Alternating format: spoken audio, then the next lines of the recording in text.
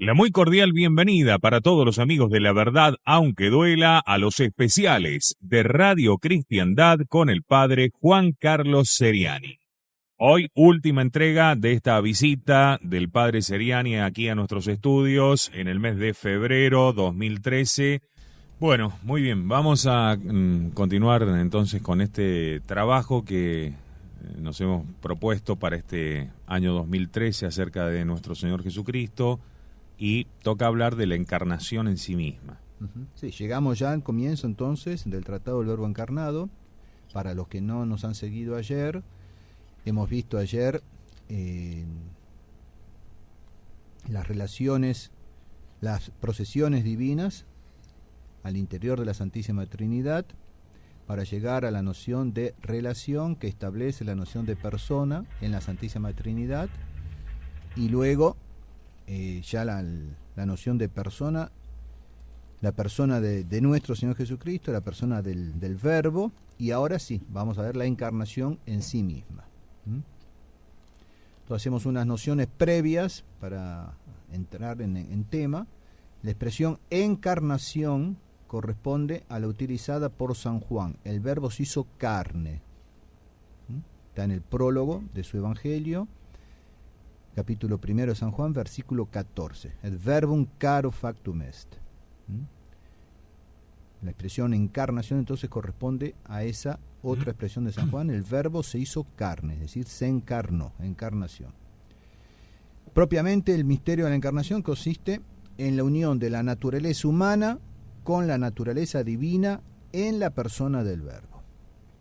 Que es eso lo que tenemos que ir desarrollando, ir explicando. Unión de la naturaleza humana con la divina en la persona del Verbo. Ya el Concilio de Calcedonia, en el año 451, definió solemnemente la cosa de esta manera. Siguiendo pues a los santos padres, todos a una voz enseñamos que ha de confesarse a uno solo y mismo Hijo, nuestro Señor Jesucristo, perfecto en la divinidad y perfecto en la humanidad, verdaderamente Dios y verdaderamente hombre, con alma racional y cuerpo, consustancial con el Padre en cuanto a la divinidad y consustancial con nosotros en cuanto a la humanidad, semejante en todo a nosotros, menos en el pecado, como leemos en Hebreos 4:15, engendrado del Padre antes de los siglos en cuanto a la divinidad, y en los últimos días por nosotros y por nuestra salvación, engendrado de María Virgen, Madre de Dios, en cuanto a la humanidad. O sea, ahí está bien detallado en esa frase, engendrado del Padre antes de los siglos en cuanto a la divinidad. Lo hemos visto ayer. Esa procesión del Verbo a partir del Padre por vía de inteligencia.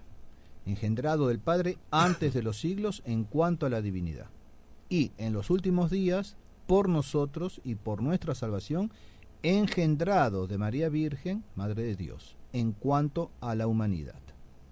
Está muy claro lo que, expresado por el Concilio de Calcedonia, el dogma de nuestro Señor Jesucristo, verdadero Dios, verdadero hombre, Hijo de Dios, Hijo de Nuestra Señora, Madre de Dios. Sigue el concilio. Declarando que se sigue enseñando todos a una voz que se ha de reconocer a uno solo y mismo Cristo, Hijo, Señor unigénito en dos naturalezas, sin confusión, sin cambio, sin división, sin separación. En modo alguno borrada la diferencia de naturalezas por causa de la unión, sino conservando más bien cada naturaleza su propiedad y concurriendo en una sola persona y en una sola hipóstasis, no partido o dividido en dos personas, sino uno solo y mismo Hijo unigénito, Dios Verbo, Señor Jesucristo, como de antiguo acerca de él nos enseñaron los profetas y el mismo Jesucristo, y nos lo ha transmitido el símbolo de los padres. Clarísima la definición del Concilio de Calcedonia, ya desde el año 451, pero dice, como nos han enseñado los santos padres, o sea que esto viene desde los apóstoles, los padres apostólicos, y luego ya los padres apologetas que empiezan a defender toda la verdad, todo el dogma de nuestro Señor Jesucristo contra las herejías cristológicas. Este gran misterio puede considerarse desde dos puntos de vista. Desde el punto de vista activo, desde el punto de vista pasivo, o sea, activa y pasivamente. En el sentido activo, la encarnación es la acción por la cual Dios formó una naturaleza humana determinada y concreta en el seno de la Santísima Virgen María y la elevó y la hizo subsistir al mismo tiempo en la persona divina del Verbo. O sea, es en sentido activo, es la acción de Dios respecto de la encarnación. Dios forma una naturaleza humana determinada, concreta, la eleva, la hace subsistir en la persona divina del Verbo. En sentido pasivo, la encarnación consiste en aquella admirable unión de la persona divina del Verbo con la naturaleza humana, por la cual el mismo Cristo, que es verdaderamente Dios, es también verdadero hombre. Bueno, esas son nociones previas, elementales, para ir entendiendo, pero antes de llegar a los puntos más importantes, se plantean los teólogos la posibilidad de la encarnación, ya que vamos a estudiar, ¿era posible? ¿Es posible? Porque si es imposible, bueno, ¿qué estamos haciendo? Evidentemente, teniendo el dato revelado de que sí se dio bueno, evidentemente que era posible, pero de todos modos entran en los detalles, es importante detenerse en esto. O sea que no hay inconveniente, no hay dificultad alguna para que pueda realizarse el misterio que estamos estudiando, ya que no repugna por parte de la naturaleza misma de las cosas, ni por parte del Verbo, ni por parte de las circunstancias. O sea, muchas veces los teólogos, ante el dato revelado, no para explicarlo, entenderlo, porque sigue siendo un misterio, pero sí para demostrar que no es contradictorio con la razón, no se opone a la razón. O sea, una vez que nosotros conocemos por la revelación el misterio de la Santísima Trinidad, todas las explicitaciones que hacen los teólogos o que hace el magisterio de la Iglesia nos confirman, nos prueba de que no es absurdo. Entonces, dado, una vez que tenemos el dato revelado de la encarnación, bueno, es que era posible. Es que repugna alguno de los ingredientes, de los contenidos de la encarnación. Y los teólogos dicen no repugna, ni por parte de la naturaleza misma de las cosas, ni por parte del Verbo, ni por parte de las circunstancias. Entonces vemos esos tres puntos. No repugna por parte del misterio mismo, o sea, por la naturaleza misma de las cosas, porque la esencia de la encarnación consiste en que las dos naturalezas, íntegras e inconfusas, sean terminadas por el Verbo y subsistan en una persona divina. También porque la subsistencia o el término por el cual una cosa se constituye en ser subsistente e incomunicable a otro no pertenece a la esencia de la cosa. Por lo mismo, no hay inconveniente en que una subsistencia termine una doble naturaleza, como ocurre en Cristo, o en que varias subsistencias terminen una sola naturaleza, como ocurre en la Trinidad. Dos naturalezas no pueden ser informadas por una sola forma sustancial. Eso sí sería absurdo, que dos naturalezas fuesen informadas por una sola forma sustancial. ¿Por qué sería absurdo? Porque la forma sustancial es la misma esencia o parte de la esencia y no puede multiplicarse la naturaleza si no se multiplican las formas. Pero la subsistencia es realmente distinta de la esencia. Entonces, todo esto que llevamos dicho prueba que no repugna por parte del misterio mismo, o sea, por la naturaleza misma de las cosas. Tampoco repugna por parte del Verbo, o sea, si analizamos la persona del Verbo, el Hijo de Dios. Al asumir la naturaleza humana y hacerla subsistir en sí mismo e incomunicable a los demás, no experimenta el Verbo el menor cambio ni mutación. El cambio o mutación afecta únicamente a la naturaleza humana, que queda privada de la personalidad humana que hubiera tenido sin la unión hipostática, siendo sustituida por la personalidad divina del Verbo. Esto lo vamos a ver, Dios mediante, en marzo, porque es una de las tesis más importantes y una de las más difíciles justamente de explicar. Santo Tomás le dedica buena parte de una de sus cuestiones. O sea, no repugna por parte del Verbo Divino. ¿Por qué? Porque al asumir la naturaleza humana, al hacerla subsistir en sí mismo, incomunicable a los demás, el Verbo de Dios no experimenta el más mínimo cambio, la más mínima mutación. El cambio, la mutación, afecta a la naturaleza humana. ¿En qué sentido? En que queda privada de la personalidad humana que hubiera tenido que tener, de no haber existido la unión hipostática. Y su personalidad humana, su persona humana, es sustituida por la personalidad divina del Verbo. Entonces, vamos a verlo después, yo insisto, en marzo, Dios mediante, en nuestro Señor Jesucristo, Hijo de Dios encarnado, existe una sola persona, que es la del Verbo, con dos naturalezas, la divina y la humana. Eso es el meollo del misterio, del dogma, de la encarnación del Verbo. Finalmente, no repugna tampoco respecto de las circunstancias. Ninguna de las circunstancias de la encarnación relativas al tiempo, lugar, la Virgen María, etc., contiene nada que repugne a la naturaleza humana o al poder de Dios. Con esos 3 puntos, los teólogos prueban, demuestran de que era posible. La encarnación no es absurda, no implica ningún absurdo, o sea, es totalmente posible. Que fuera posible no quiere decir que fuera necesario. Vamos a ver eso después.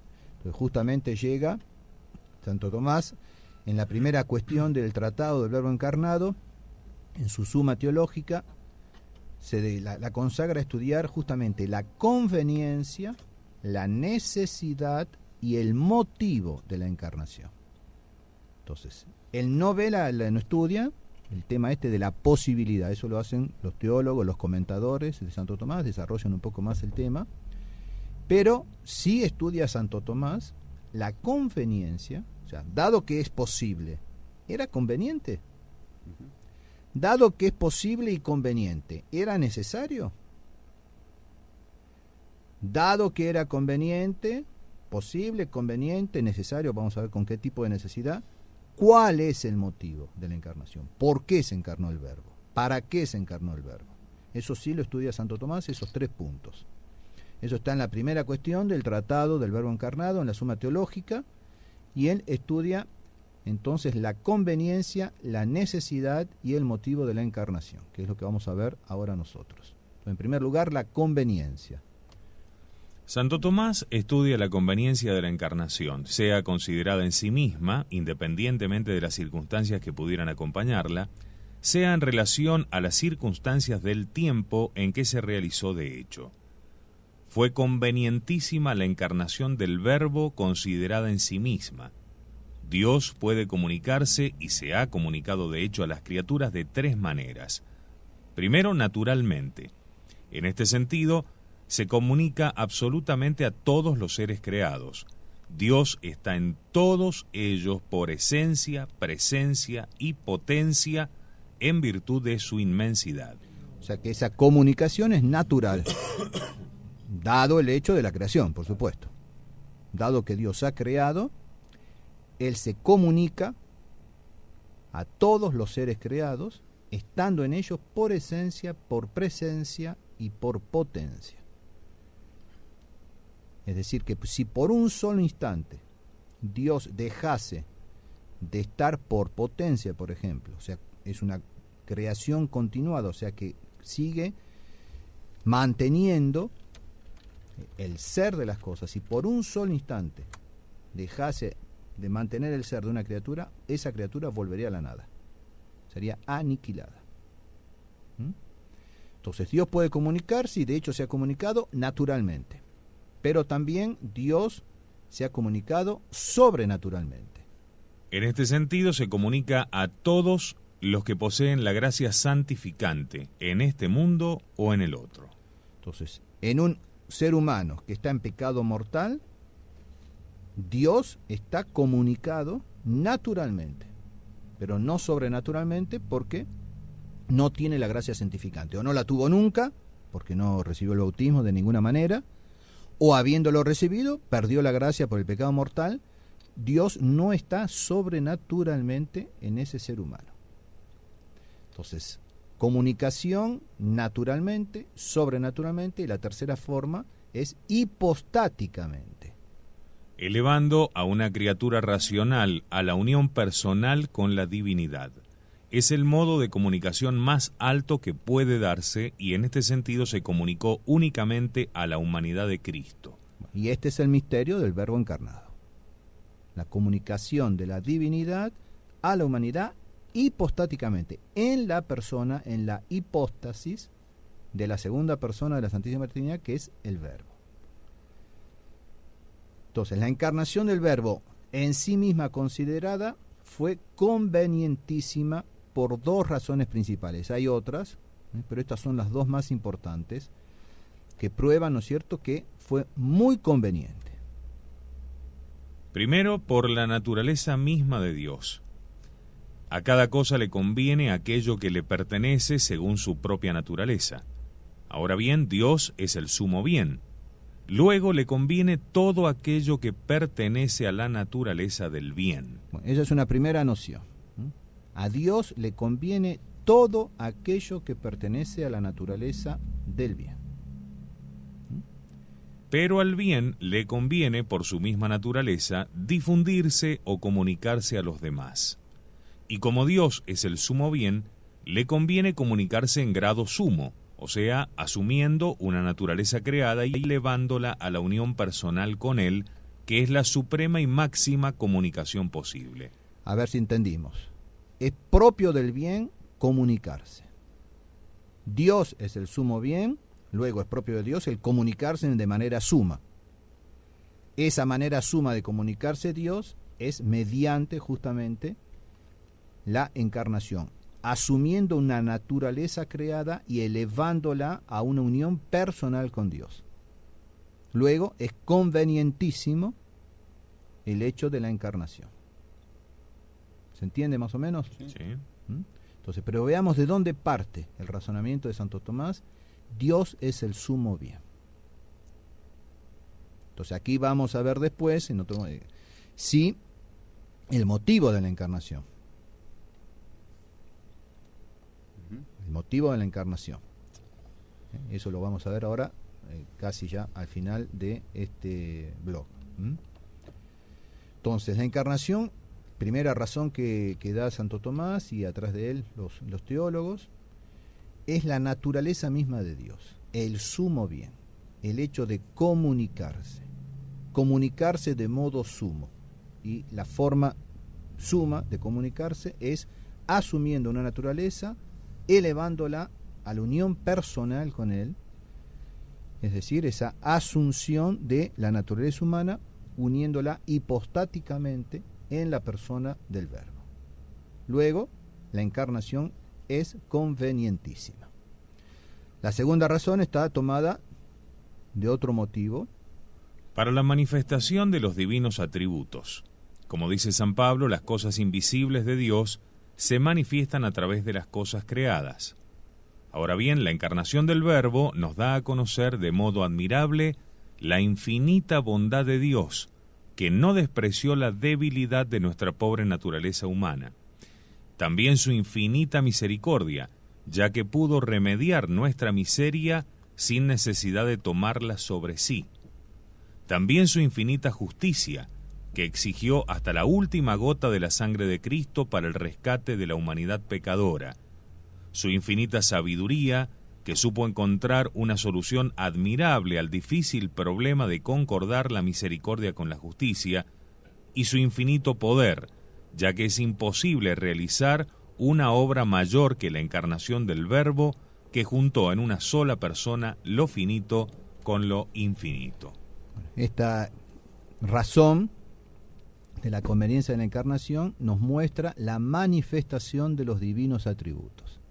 Es muy bonito, es hermoso, cómo Dios manifiesta de manera suma su bondad, su misericordia, su justicia, su sabiduría y su poder.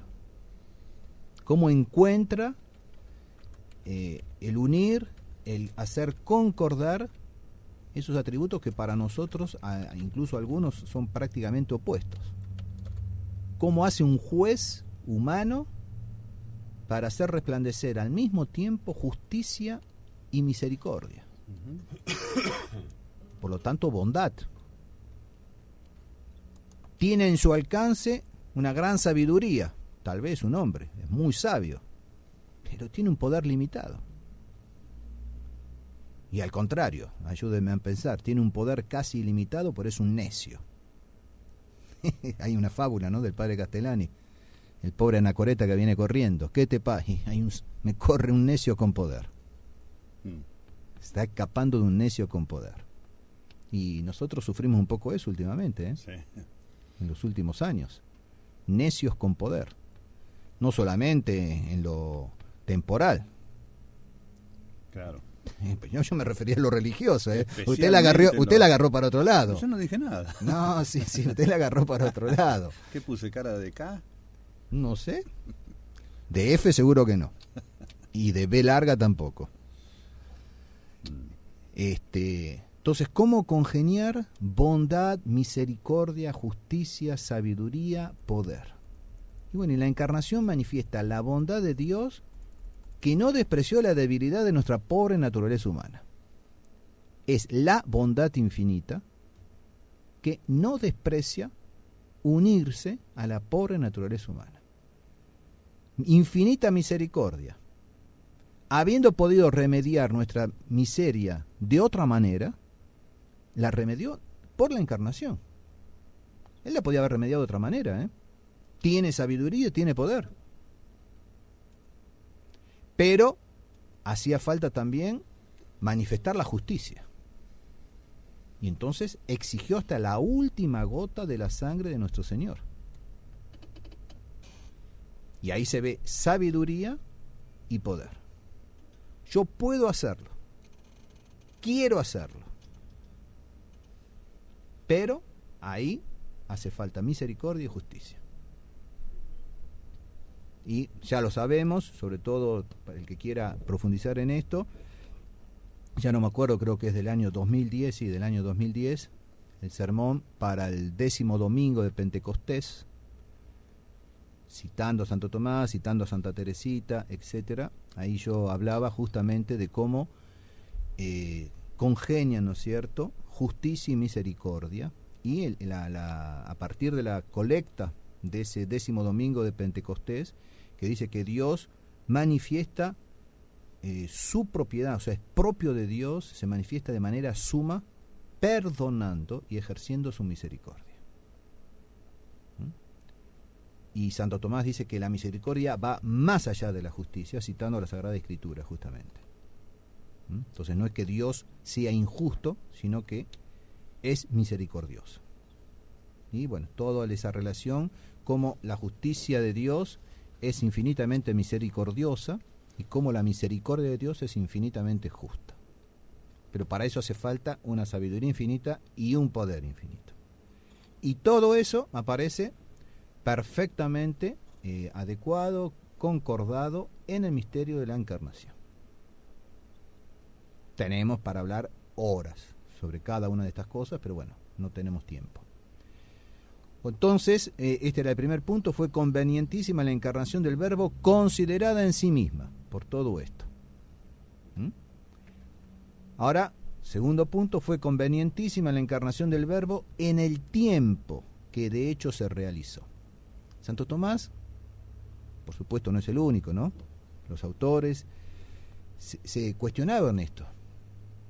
Bueno, dado que conocemos la encarnación, el Hijo de Dios se hizo hombre, está bien que se haya hecho hombre en el momento en que se hizo hombre, lo que San Pablo llama la plenitud de los tiempos. O sea que la misma Sagrada Escritura, el Espíritu Santo a través de San Pablo nos dice, es la plenitud, bueno, pero realmente es la plenitud de los tiempos.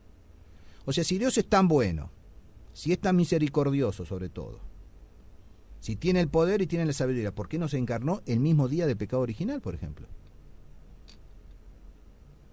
Y porque no hubiese manifestado suficientemente su justicia. Y bueno, pues si quiere manifestar su justicia, ¿por qué no se encarna el día anterior a la venida del anticristo? Bueno, todo eso hay que responderlo. Y los autores, Santo Tomás sobre todo, resumiendo a los santos padres y demás, lo trata de manera, como siempre en el caso de él, magnífica. Entonces fue convenientísima la encarnación del Verbo en el tiempo en que de hecho se realizó. Entonces la encarnación del Verbo pudo haberse realizado al principio del mundo, antes del pecado del hombre. Antes del pecado del hombre.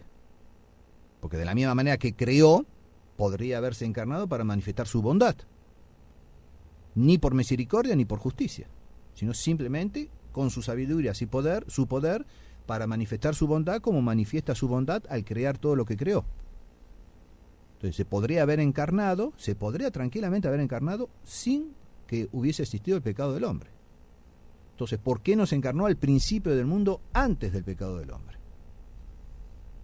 Se podría haber encarnado enseguida después del pecado de Adán, el mismo día, la misma tarde. Se podría haber encarnado al fin de los tiempos. Sí, nosotros estaríamos en este momento sin la encarnación del Verbo. Y para algunos todavía faltarían millones y millones de años. Y para algunos miles de años. Para algunos cientos de años. Para algunos todavía unas 30, 40, unas 3 o 4 decenas. Monseñor Tissier, ¿no es cierto? Habla de ahí 70 años, ya pasaron 30, ¿no es cierto? Y el Verbo no estaría encarnado. Al fin de los tiempos, todavía no estamos al fin de los tiempos. Y se podía haber encarnado cuándo y cómo se realizó, sin en el momento que se realizó. Ahora bien, sin entrar a indagar todas esas cosas, evidentemente que siendo Dios la suma sabiduría, siendo la sabiduría, el momento que eligió para la encarnación es el más adecuado, el más conveniente. Pero hay que responder a todas estas cosas. Entonces, ¿no hubiera sido conveniente realizarla en cualquiera de los 3 primeros momentos, es decir, antes del pecado del hombre, o inmediatamente después del pecado de Adán, o al fin de los tiempos, y sí muy conveniente en la época en que se realizó? Primero, no hubiera sido conveniente al principio del mundo porque no se da la medicina sino a los enfermos. Bueno, esto tiene que ver con el motivo de la encarnación que vamos a ver después. Bien. Dado asentado, ¿no es cierto? Ya dado a priori como presupuesto que la encarnación viene a remediar el pecado del hombre, bueno, no será el remedio al que está sano, sino al que está enfermo. Pero entonces, si se da el remedio al que está enfermo, ¿por qué no se le dio inmediatamente después que cayó en enfermedad? Es el segundo punto. Tampoco enseguida después del pecado de Adán, para que el hombre que pecó por soberbia se humillara, reconociendo por sus debilidades y flaquezas la necesidad de un redentor. Un poquito como si Dios le dijera, espera un poquito ahora, Ahora tenés que tocar con el dedo tu llaga, darte cuenta de lo que hiciste. Eso para Adán y para los descendientes de Adán. Experimenten en carne propia la gravedad del pecado. No hubiese sido conveniente inmediatamente después del pecado para que el hombre que pecó por soberbia se humillara, reconociendo por sus debilidades y sus flaquezas la necesidad de un redentor. Esto se puede aplicar en otra medida, por supuesto, y para otras cosas, también muchas veces para las crisis que Dios permite en la iglesia, en la humanidad, en las mismas personas, o sea, personalmente, individualmente hablando, para que toque fondo y recurra una vez más al Redentor, al Salvador, a los medios que Él ha establecido. Entonces, muchas veces nos deja tocar fondo para esto. Entonces, si hubiese sido enseguida la encarnación, Adán no hubiese experimentado. A lo mejor si el Verbo se hubiese encarnado inmediatamente la misma tarde del pecado original, qué sé yo, Caín no hubiese matado a Abel, por ejemplo. Casi seguro. Y sin embargo, la muerte de Abel fue bien necesaria para Adán, para el día que comieres de este fruto, morirás de muerte. Polvo eres, en polvo te convertirás. Y tuvo que experimentar no solamente su propia muerte, sino primero la de uno de sus hijos, nada más y nada menos que asesinado por el propio hermano. ¿Fue tan grave el pecado de Adán? Y parece que sí. Entonces, que experimentase.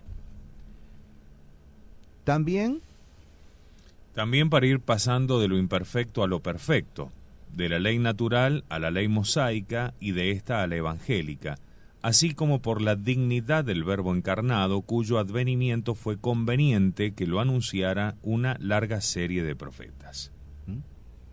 Esos son los argumentos que encuentra Santo Tomás en él mismo o en los padres de la Iglesia, los autores anteriores a él, para decir no era conveniente que la encarnación sucediese inmediatamente después del pecado de Adán y Eva.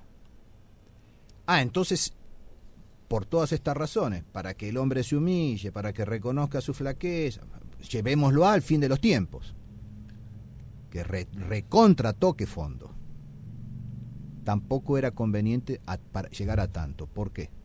Para que no se enfriara el fervor de la fe por la larga espera y para que el hombre no fuera tentado de desesperación pensando que Dios le había abandonado definitivamente. Entonces, ni muy, ni tan. ¿Te das cuenta? Son cosas que uno cuando las lee dice, bueno, claro, es evidente, esto es perogrullo.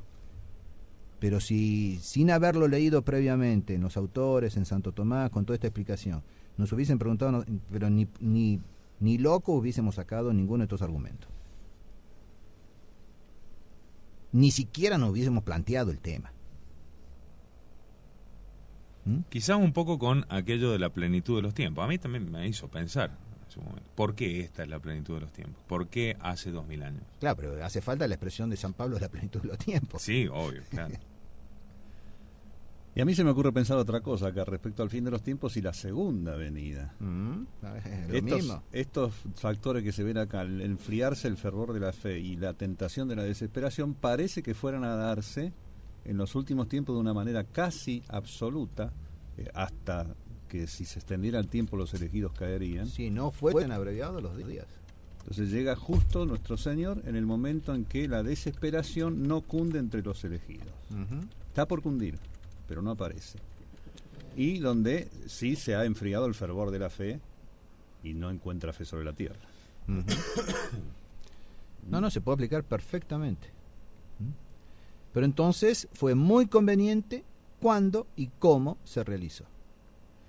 Primero por los inconvenientes de los otros tiempos, como ya vimos, ¿no?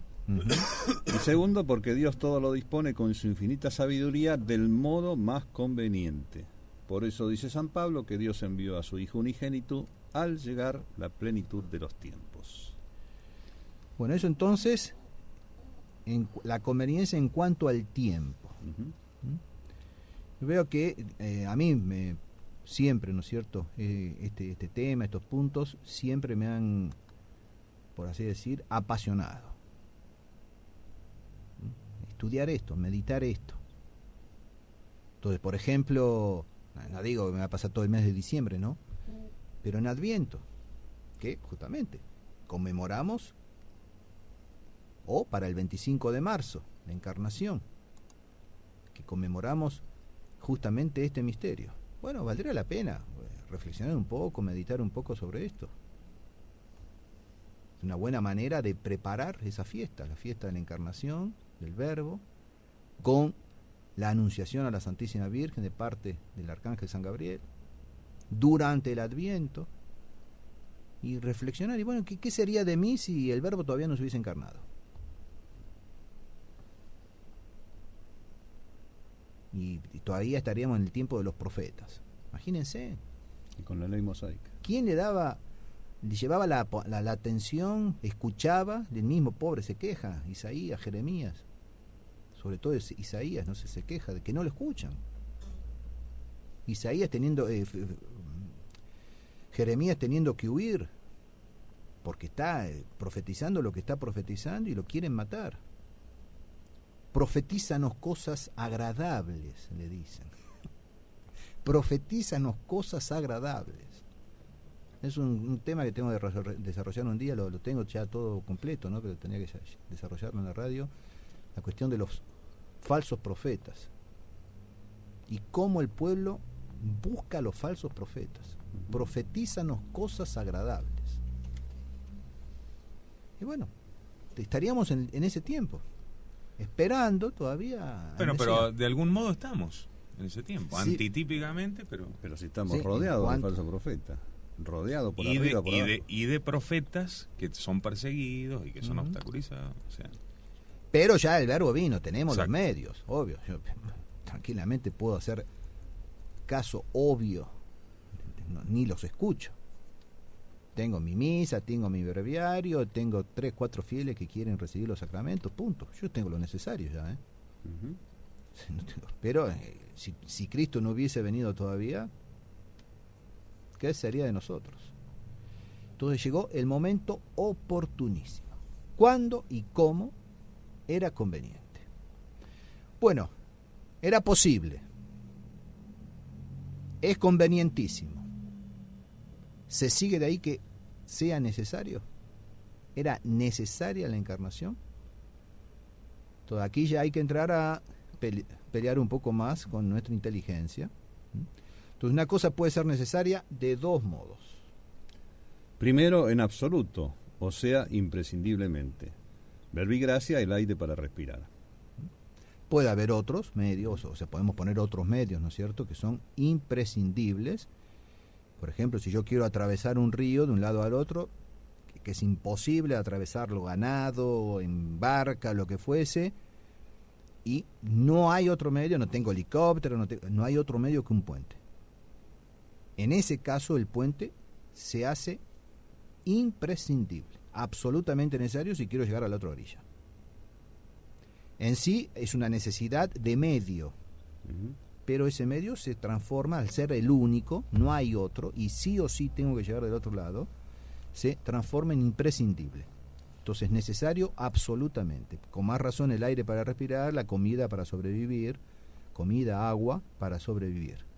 Entonces eso es necesario con necesidad absoluta o imprescindible. Pero también puede ser necesario En forma relativa, o sea, para mayor facilidad. Por ejemplo, el automóvil para viajar. puedo ir en bicicleta, puedo ir caminando, pero en algunos casos es necesario relativamente hablando, para mayor facilidad. Aplicando esto ahora a la reparación del pecado del género humano, puede concebirse también esto de varias maneras. O sea, ¿cómo puede ser reparado el pecado del hombre? Primero, del todo gratuita y libre, o sea, condonando el pecado sin exigir ninguna reparación. Dios podría haber dicho, cuando se aparece en el paraíso terrenal, bueno, pecaste, morirás de muerte, pero te perdoné ya el pecado. Sufrirás la pena, pero ya está perdonada la culpa. Está condonada. En forma totalmente gratuita y libre, sin que ni siquiera Adán hubiese pedido perdón. Pura iniciativa de Dios, en forma totalmente gratuita y libre. Sin exigir ningún tipo de reparación. Ni siquiera al propio Adán. Dios lo puede hacer, el ofendido es él. Lo podría haber hecho, hubiese sido el sumo de la misericordia, pero justamente hemos visto que Dios también es la infinita justicia. Y tiene que conciliarse en Dios las dos cosas. Entonces podría ser la reparación del pecado del género humano de modo gratuito y libre. La segunda manera es con alguna congrua reparación fuera de las exigencias de la justicia. Por ejemplo, pidiéndole al hombre ciertas obras de penitencia, mortificación, etcétera, realizadas con sus fuerzas naturales. Acá ya Dios exige algo, pero no exige todo lo que exige su justicia. Con alguna congrua reparación, fuera de las exigencias de la justicia. Entonces ya le pide al hombre ciertas obras, de mortificación, de penitencia, de expiación, pero por las solas fuerzas naturales. Y además que no llegan a compensar el efecto del pecado. Ni de ninguna manera. O sea que la justicia divina no estaría satisfecha todavía. Ahora viene ya un paso más. Tercero, la tercera manera sería con una reparación de justicia imperfecta, dándole primero Dios al hombre lo que le exige en retorno. De este género son nuestros méritos y satisfacciones realizadas en estado de gracia, que es un don sobrenatural recibido gratuitamente de Dios, con el cual podemos realmente merecer ante Él. Este mérito establece una igualdad proporcional, no absoluta o estricta, entre lo debido y lo que se paga, pero no entre el ofensor y el ofendido. O sea que hay una cierta satisfacción de la justicia, pero es imperfecta. Y la iniciativa viene de parte de Dios, por supuesto, porque ya acá no es con las propias fuerzas naturales, sino que Dios da lo que le va a exigir al hombre en retorno. Es más o menos como viene el chiquito de 3, 4 años, aunque hay algunos ya de 14, 15, algunos de 30, 40, y va y le pide a la mamá plata para comprar un regalo para el Día de la Madre o para el día del cumpleaños o el Día del Santo de la Madre. Y la mamá, sabiendo perfectamente lo que el chico va a hacer con el dinero, por supuesto se lo da, y cuando el chico con ese dinero le compró el regalo, después la madre está encantada, contentísima, ¿no es cierto?, del regalo que le hizo con la propia plata de la madre. Claro. Entonces, a uno de 3, 4 años no le va a decir, vago, anda a trabajar, pero a uno de 14 o de 40 sí, que venía a pedir la plata. Pero puede ser que haya madres que son, Dios es bueno como una madre, y bueno, sí, toma, te doy. Y entonces una reparación de justicia imperfecta. Dios da al hombre lo que le exige en retorno. Que si no, no se lo podría dar el hombre. Claro. Y tampoco Dios se lo podría exigir. Porque nadie da lo que no tiene. Entonces veamos hasta dónde va todo esto. Llega hasta profundidades muy, muy importantes, ¿eh? Pero veamos que, en este caso, el mérito establece una igualdad proporcional, no absoluta o estricta, entre lo debido y lo que se paga, pero no entre el ofensor y el ofendido. Dios sigue siendo Dios y el hombre sigue siendo criatura humana. Pero además la igualdad es proporcional entre lo debido y lo que se paga. Por supuesto. Sigue sin ser absoluta. No, de ninguna manera. Entonces, un paso más. La cuarta manera de la reparación del pecado humano sería con una reparación de justicia estricta y perfecta que establezca la igualdad absoluta entre el ofensor y el ofendido, y entre lo debido y lo que se paga. Ay, ¿cómo hacemos? Ahí está el tema. Necesito una reparación de justicia estricta y perfecta que establece una igualdad absoluta entre el ofensor y el ofendido. El hombre es el ofensor, sigue siendo hombre, el ofendido es Dios. Hay una distancia infinita. Y entre lo debido y lo que se paga. Bueno, Dios en su sabiduría encuentra el método, el modo, el medio, que es la encarnación de su propio Hijo, que siendo Dios y sin dejar de ser Dios, en su persona divina, une la divinidad con la humanidad.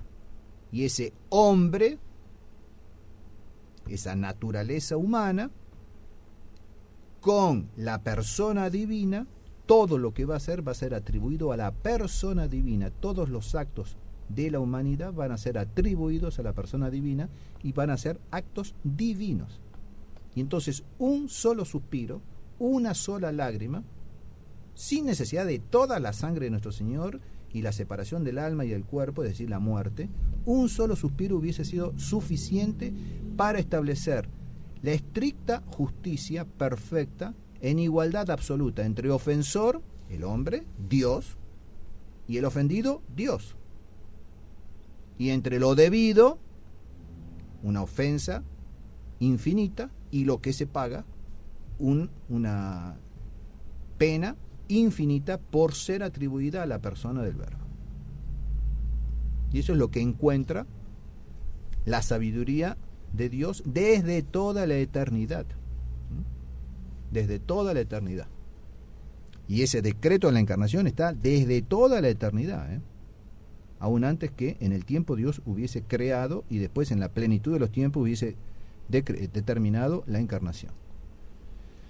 Entonces, teniendo en cuenta todas estas nociones, es decir, que una cosa puede ser necesaria con necesidad absoluta, con necesidad relativa, que la reparación puede ser del todo gratuita y libre, o con alguna congrua reparación, con una reparación de justicia imperfecta, o con una reparación de justicia estricta y perfecta, teniendo en cuenta todas estas nociones, llegamos a las siguientes conclusiones. Primero, la encarnación del Verbo no fue absolutamente necesaria para la reparación del género humano. o sea que Dios lo podía haber condonado en forma totalmente gratuita y libre. No era absolutamente necesaria la encarnación.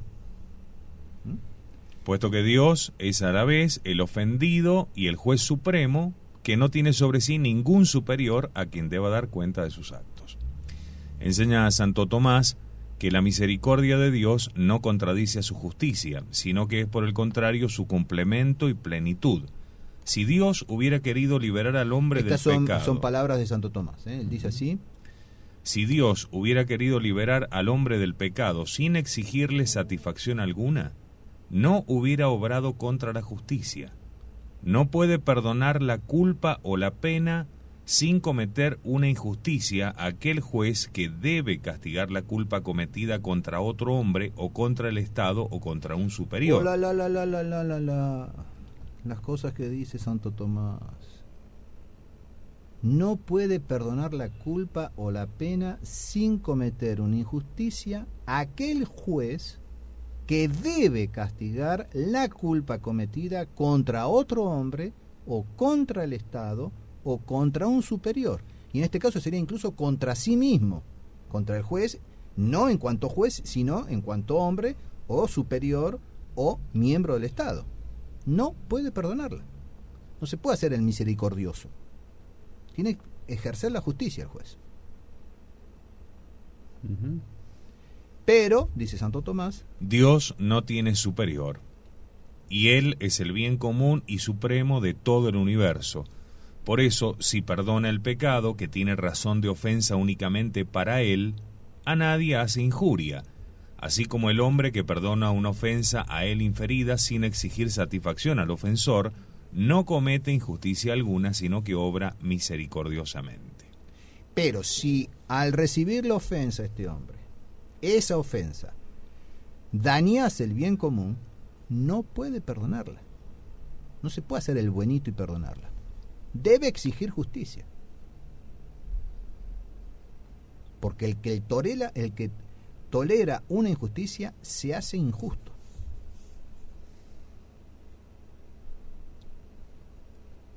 Pero aquí, como el ofendido es exclusivamente el Dios, él podría haber perdonado sin exigir satisfacción alguna y no hubiese obrado contra la justicia.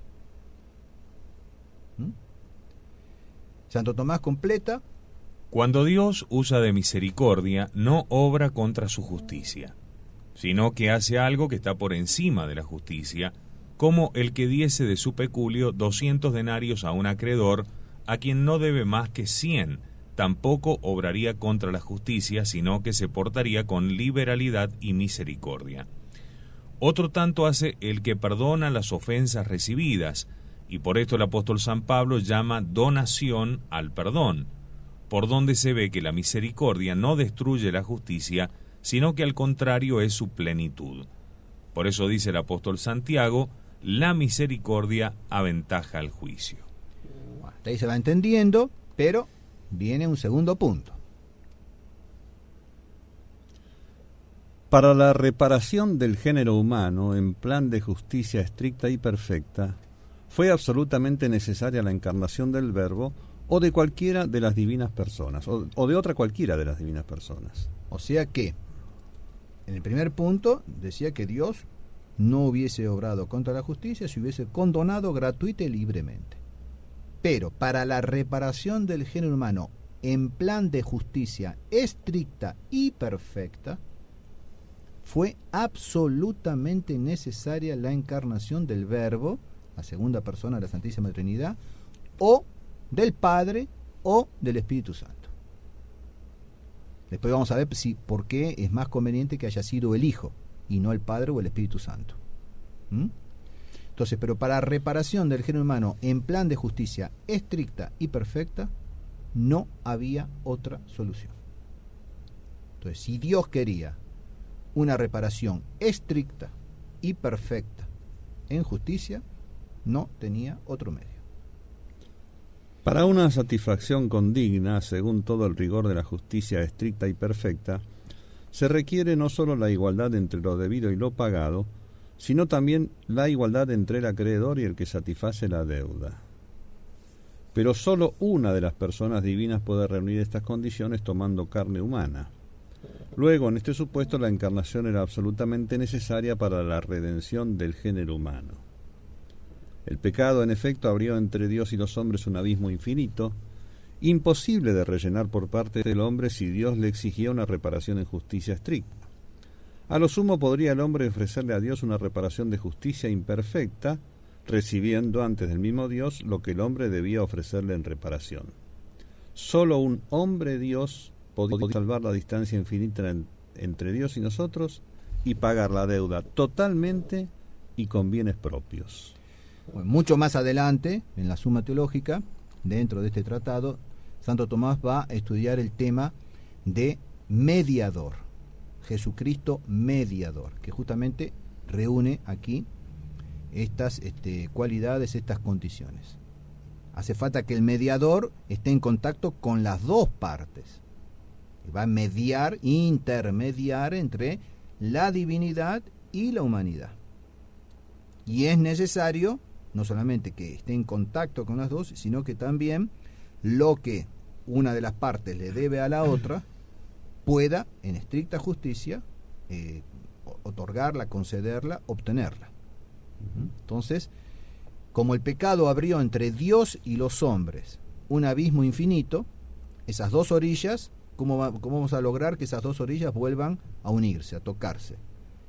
Imposible de rellenar por parte del hombre. Por más que en ese abismo echásemos todos los hombres en sacrificio, desde Adán y Eva, todos los hombres los vamos echando en sacrificio, nunca se va a poder colmar ese abismo. Todos los hombres de toda la humanidad, desde el primer hombre hasta el último, ofrecidos en sacrificio, no hubiesen podido rellenar este abismo. Exigió una reparación en justicia estricta. A lo sumo podría el hombre haberle ofrecido a Dios una reparación de justicia imperfecta, recibiendo antes del mismo Dios lo que el hombre debería haberle ofrecido en reparación. Pero solo un hombre Dios podía salvar la distancia infinita entre Dios y nosotros y pagar la deuda totalmente y con bienes propios, porque es propiedad del Verbo lo que va a dar. Y al asumir la naturaleza humana y unirla a su persona divina, es propio de Dios. Ese abismo infinito que dice que se alargó en el pecado es porque el ofendido es infinito. La gravedad de una ofensa se mide por parte del ofendido y no del ofensor, ni por parte de la duración. Algunos dicen, pero ¿cómo Dios va a castigar con el infierno infinito, eterno, infinito en longitud, en tiempo, que es la eternidad? ¿Cómo va a castigar por una eternidad un pecado que dura un minuto en cometerse? O un segundo. Es que no se mide la ofensa por el tiempo que uno emplea en pecar, sino por la magnitud del ofendido. Y como la magnitud del ofendido es infinita, por lo tanto, si no se salda aquí, se va a saldar allá en forma infinita. Como Dios no lo puede hacer en forma infinita en cuanto a la intensidad, porque si no destruiría a la criatura, la aniquilaría, la intensidad infinita es en tiempo, la eternidad.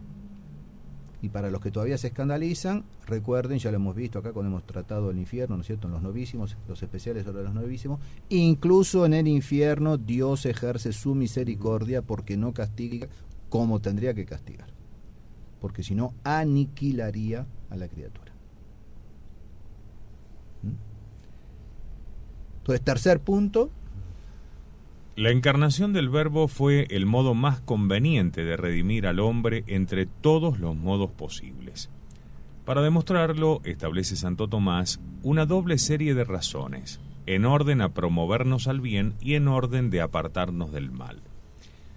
Primero, en orden a promovernos al bien, la encarnación fue el modo más conveniente de redimir al hombre porque excita y corrobora nuestra fe, porque es el mismo Dios quien nos habla y revela sus misterios.